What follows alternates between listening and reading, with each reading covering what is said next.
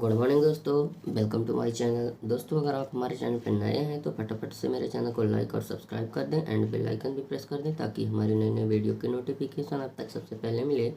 दोस्तों, आज का हमारा टॉपिक है वायु राशियाँ। भूगोल के अंतर्गत वायु राशियों के बारे में पढ़ेंगे दोस्तों।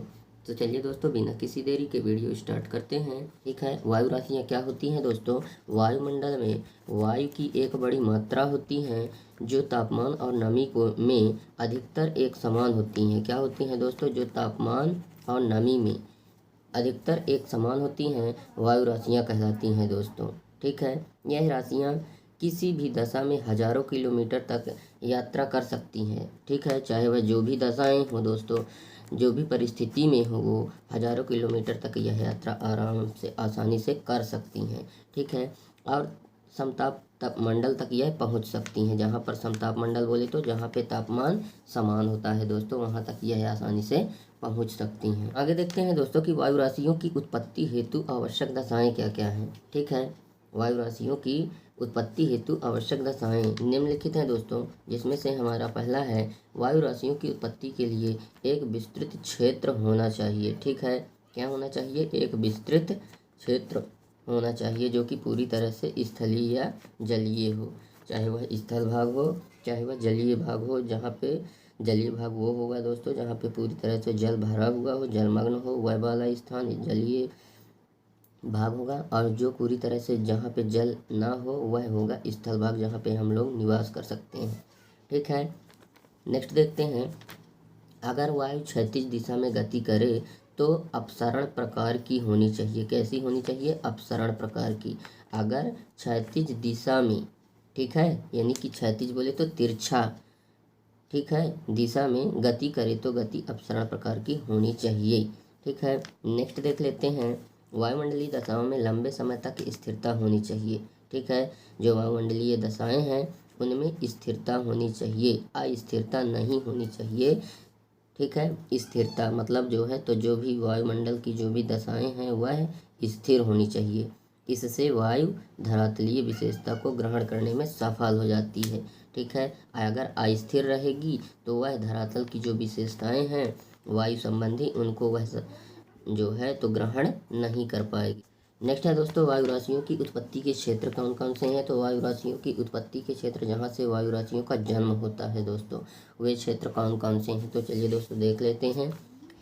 ऐसे क्षेत्र जहाँ वायु राशियों की उत्पत्ति होती है। ठीक है, ऐसे क्षेत्र जहाँ वायु राशियों की उत्पत्ति होती है उसे उद्गम क्षेत्र बोला जाता है दोस्तों। और ऐसे क्षेत्रों में वायु राशियाँ स्वतंत्र रूप से केंद्र में नीचे की ओर उतरने या बैठने के लिए स्वतंत्र रहती हैं। ठीक है, जहाँ उनकी उत्पत्ति होती है वहाँ पर वह वायु राशियाँ नीचे उतरने या ऊपर बैठने के लिए, नीचे उतरने या बैठने के लिए पूर्ण रूप से स्वतंत्र होती हैं। ठीक है, नेक्स्ट देख लेते हैं। ऐसे उत्पत्ति क्षेत्रों में वायुदाब हमेशा ऊंचा होता है। जहाँ पे जो है तो उत्पत्ति होती है वायु राशियों की, वहाँ पे जो है तो वायुदाब हमेशा ऊंचा होता है। यहाँ पे देख लेते हैं उद्गम क्षेत्र निम्नलिखित हैं। उद्गम क्षेत्र क्या है दोस्तों? निम्नलिखित हैं। कौन कौन से जहाँ पे वायु राशि उत्पत्ति होती है वे क्षेत्र निम्नलिखित हैं। पहला है ध्रुवीय महाद्वीपीय क्षेत्र, कॉन्टिनेंटल पोलर श्योर। ठीक है, दूसरा है ध्रुवीय महासागरीय क्षेत्र, पोलर मोर्टिम सोर्स। तीसरा है महाद्वीपीय उष्णकटिबंधीय क्षेत्र यानी कि कॉन्टिनेंटल ट्रॉपिकल श्योर्स। ठीक है, चौथा है महासागरीय उष्णकटिबंधीय क्षेत्र, मोर्टिम ट्रॉपिकल श्योर्स। महासागरीय भूमध्य रेखीय क्षेत्र, मानसूनी उत्पत्ति क्षेत्र, मानसून सोर्स रीजन। ठीक है, नेक्स्ट देख लेते हैं दोस्तों वायु राशियों की जो है तो विशेषताएं क्या क्या होती हैं। तो वायु राशियाँ अपनी उत्पत्ति के स्थान से गतिशील रहती हैं। ठीक है, उनकी जो उत्पत्ति का जो स्थान होता है ना वह वहाँ से हमेशा गतिशील रहती हैं, मतलब जो है तो चलती रहती हैं। ठीक है, नेक्स्ट देख लेते हैं। वायु राशियाँ अपने मार्ग के मौसम को प्रभावित करती हैं। जहाँ से वह गुजरती हैं उस वाले क्षेत्र के जो मौसम होता है उस मौसम को जो है तो क्या कर देती हैं? प्रभावित कर देती हैं। ठीक है, अगर वहाँ का मौसम अगर स्वच्छ है तो वहाँ का मौसम बदल देंगी, वहाँ का मौसम ठंडा है तो गर्म कर देंगी, गर्म है तो ठंडा कर देंगी। इस तरह से वह उनसे प्रभावित करती हैं। ठीक है, जहाँ से वह गुजरती हैं, मार्ग का जो मौसम होता है उससे वह प्रभावित कर देती हैं।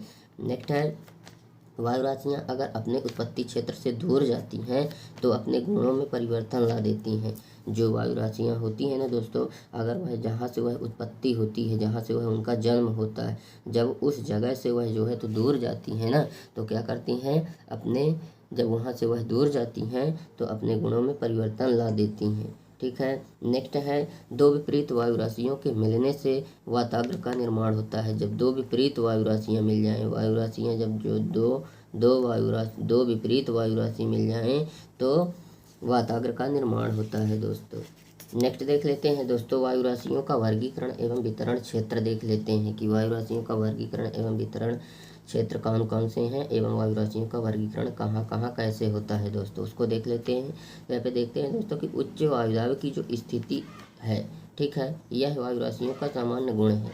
उच्च वायुदाब की जो स्थिति होती है दोस्तों, वह वायु राशियों का सामान्य गुण है, लेकिन सभी वायु राशियों के भौतिक गुण देखो, ठीक है। उच्च वायुदाब की स्थिति यह वायु राशियों का सामान्य गुण है, लेकिन सभी वायु राशियों के भौतिक गुण एक समान नहीं होते हैं। जितने भी जो है तो वायु राशियाँ होती हैं, वह सारी वायु राशियों का जो भौतिक गुण है वह एक समान नहीं होता है, ठीक है। लेकिन उच्च वायुदाब की स्थिति जो है दोस्तों, यह सामान्य गुण है, हर एक वायु राशियों में यह गुण होता है, ठीक है। उच्च वायुदाब की स्थिति होती है हर एक वायु राशियों में, लेकिन सभी वायु राशियों का जो भौतिक गुण होता है दोस्तों, वह एक समान नहीं होता है, वह बदलता रहता है, ठीक है। क्योंकि महाद्वीपों व महासागरों की उपस्थिति एवं विभिन्न स्थानों की सूर्यताप की मात्रा में असमानता पाई जाती है।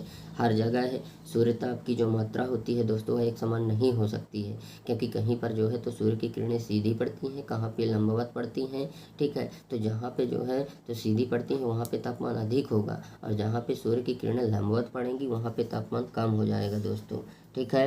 इसलिए विभिन्न प्रकार की वायु राशियाँ एवं उनकी उत्पत्ति के क्षेत्र पाए जाते हैं, ठीक है। वायु राशियाँ पाई जाती हैं और उनके उत्पत्ति के क्षेत्र, अलग अलग वायु राशियाँ और उनके अलग अलग क्षेत्र पाए जाते हैं दोस्तों, ठीक है।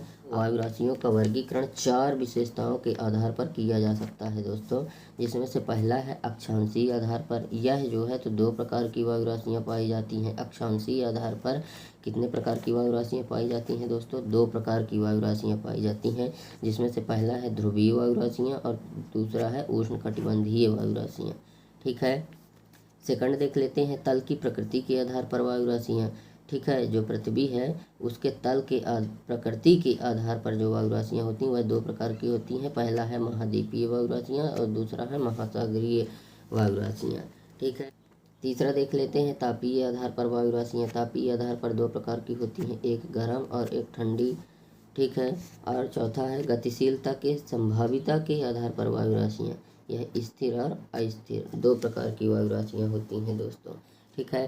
तो इस प्रकार से दोस्तों वायु राशियों का वर्गीकरण एवं वितरण क्षेत्र को हम इस लेख के माध्यम से आप लोग को आए हैं। तो दोस्तों आज का हमारा टॉपिक यहीं पे समाप्त होता है। आप लोग को हमारी वीडियो कैसी लगी कमेंट में अपनी प्रतिक्रिया ज़रूर दें। एंड अगर अभी तक आप लोगों ने हमारे चैनल को लाइक और सब्सक्राइब नहीं किया है तो प्लीज़ लाइक और सब्सक्राइब कर दें एंड बेल आइकन भी प्रेस कर दें, ताकि हमारे नए नए वीडियो की नोटिफिकेशन आप तक सबसे पहले मिले। तो चलिए दोस्तों आज के लिए बस इतना ही, मिलते हैं आप सभी से नेक्स्ट वीडियो में, तब तक के लिए जय हिंद।